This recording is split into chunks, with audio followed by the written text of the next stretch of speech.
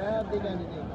Bandalarim nima qilyapti desa, Robbim yer yuzini har tarafidan kelib, senga duo iltijolar qilib, seni kechirishligini so'rab yolvorib duolarni qilishyapti, yolvorib duolarni qilishyapti deganda Alloh taolo aytar ekanki, guvoh bo'linglar, mana shu joyda turgan barcha bandalarimning gunohlaridan o'tdim der ekan. İnşallah ana shunday kunlarda kelib ibodatlarni qilishlikda Alloh taolo siz bizlarga ham nasib qilsin.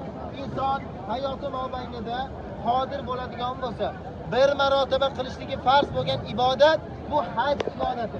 Kimki ana shu haj ibodatini fisq so'z so'zlamasdan, birovga ozor bermasdan chiroyli bir holatda bajaradigan bo'lsa, hajji mabrur deyiladi va uni mukofoti jannatdan boshqa narsa emas.